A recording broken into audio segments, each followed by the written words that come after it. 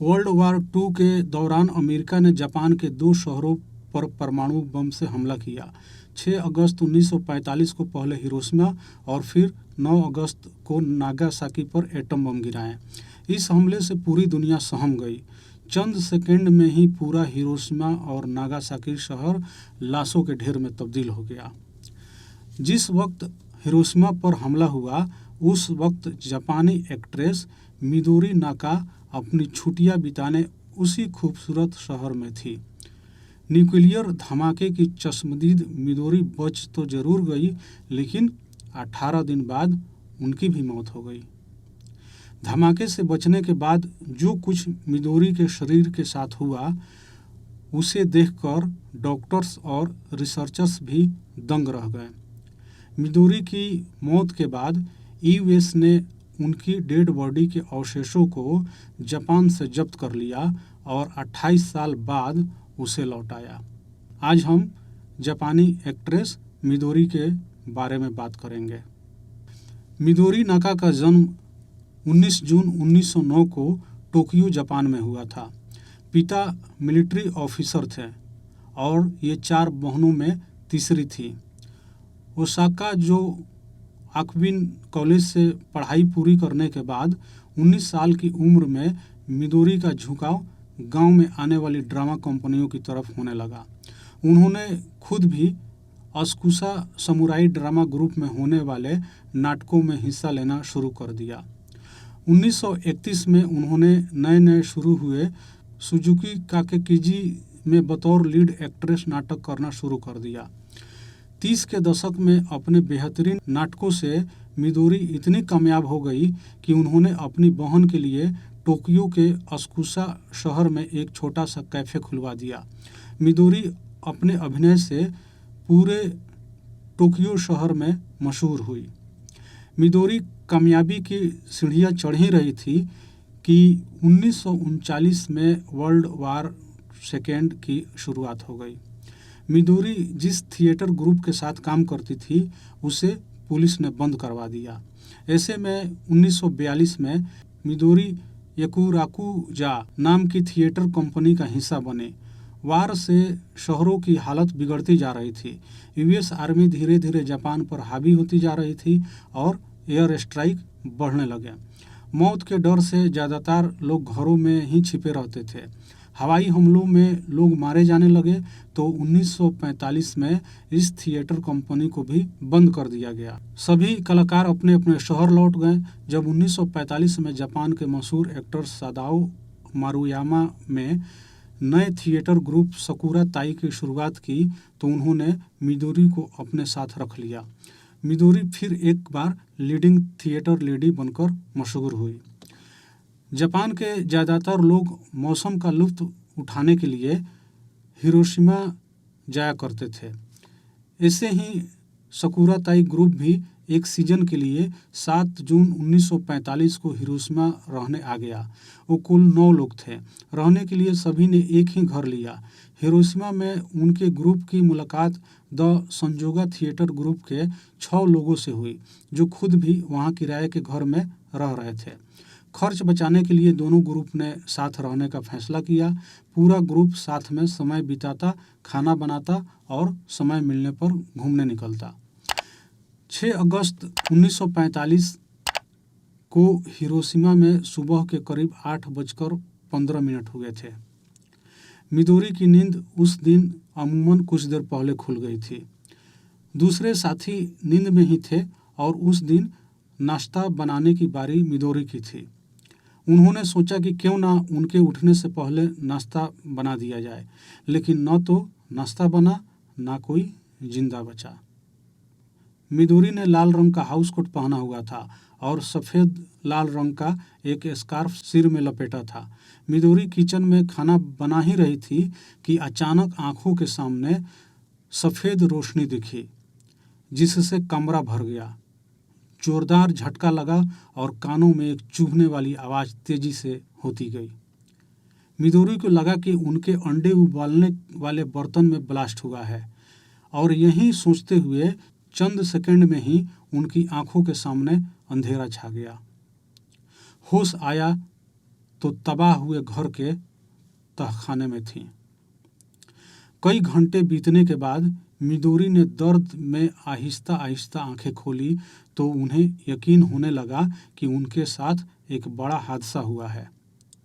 नजरें घुमाई तो समझ आया कि घर तबाह हो चुका है और उसके मलबे के साथ वो खंडहर में समा चुकी हैं। शरीर पर हाथ फेरा तो पता चला कि इनरवियर के अलावा शरीर का हर कपड़ा जल चुका था। हाथों से चेहरे और शरीर पर हाथ फेरा तो पाया कि शरीर जख्मों और खरोचों से भरा हुआ है। चारों तरफ आग लगी हुई थी और बचा खुचा मलबा भी धंस रहा था। मिदोरी के लिए ये सब कुछ एक भयानक सपने की तरह था, लेकिन सब असल में घट रहा था। जान बचाने के लिए मिदोरी ने बिना कपड़ों के ही दौड़ना शुरू किया।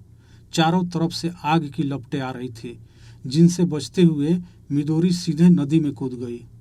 आग की गर्मी इतनी तेज थी कि मिदोरी पानी की गहराई में जाती ही जा रही थी। शरीर तप रहा था और गहराई में जाते हुए मिदोरी का दम भी घुट रहा था।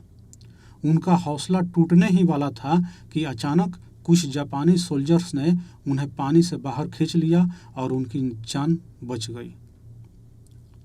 मामूली खरोचों और चोटों के अलावा मिदोरी पूरी तरह स्वस्थ थी। बचाए जाने के बाद जब वो अपने दूसरे दोस्त को ढूंढते हुए घर पहुंची तो देखा वो कंकाल बन चुके थे।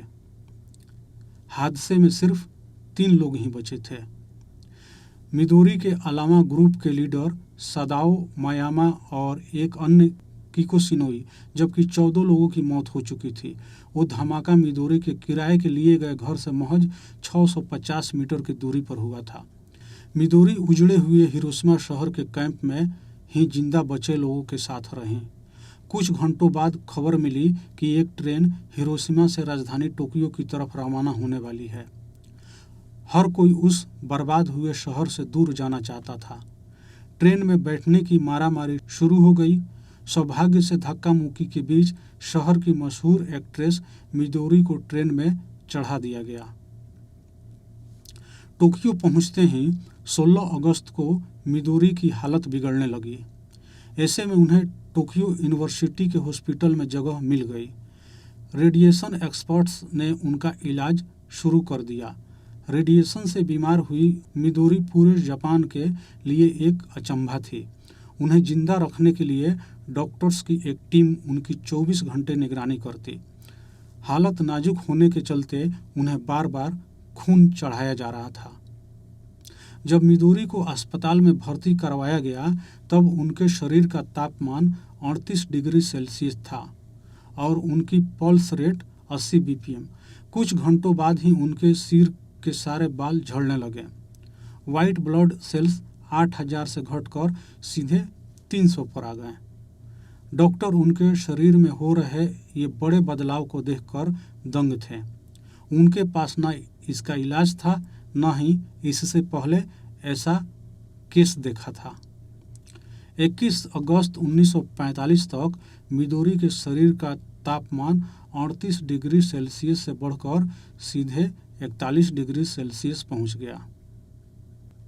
शरीर पर गहरे बैंगनी रंग के 12-13 धब्बे पड़ चुके थे। शरीर में इतने बड़े बदलाव के बावजूद मिदोरी डॉक्टर से बस यही कहती रही कि वो सामान्य महसूस कर रही हैं। लेकिन एक दिन बाद 24 अगस्त 1945 को जब उन्होंने आंखें बंद की तो दोबारा नहीं खोली। मिदोरी नाका न्यूक्लियर धमाके की पहली चश्मदीद गवाह थी। मिदोरी नाका एटॉमिक बम डिजीज और रेडिएशन से मरने वाली पहली इंसान है। जब तक मिदोरी पर हुए रेडिएशन की खबर सामने नहीं आई तब तक लोगों को ये गलतफहमी रही कि अचानक मरने वाले लोग किसी नई बीमारी का शिकार हो गए हैं। मिदोरी की मौत के बाद लोगों को रेडिएशन से होने वाले शारीरिक बदलाव के बारे में बताया गया, जिससे लोग सही समय पर इलाज करवाने में कोताही न बरतें। मिदोरी जापान की मशहूर एक्ट्रेस थी। ऐसे में उन पर हुई रिसर्च दुनिया भर में चर्चित हुई। रेडिएशन से मरने वालों पर जापान की क्योटो यूनिवर्सिटी ने रिसर्च शुरू कर दी। मिदोरी नाका के अवशेषों के अलावा करीब 36 लोगों की ऑटोप्सी की गई। न्यूक्लियर धमाके के 6 दिन बाद ही जापान सरकार ने यूएस सरकार के सामने घुटने टेक दिए और 2 सितंबर 1945 को जापान ने सरेंडर करने के ऑफिशियल दस्तावेजों पर हस्ताक्षर किए। अमेरिकी सरकार ने जापान पर कब्जा कर लिया और उन 37 लोगों की ऑटोप्सी रिपोर्ट भी जब्त कर ली। अमेरिकी रिसर्च टीम ने 28 साल तक मिदोरी नाका और दूसरे लोगों के अवशेषों पर रिसर्च की। 28 साल बाद उन अवशेषों को एक कांच के जार में रखकर 1972 में जापान को लौटा दिया गया। तब से लेकर आज तक मिदोरी के अवशेष हिरोशिमा पीस मेमोरियल में रखे हुए हैं। सालों बाद 1988 में मिदोरी नाका, उनके साथियों और उनकी थिएटर कंपनी सकुरा ताई पर एक डॉक्यूमेंट्री बनाई गई। फिल्म का नाम सकुरा लाई चिरू है, जिसे डायरेक्टर कानेटो शिंदो ने निर्देशित किया। फिल्म में जापान की मशहूर एक्ट्रेस यासुको यागामी ने मिदोरी का रोल प्ले किया था।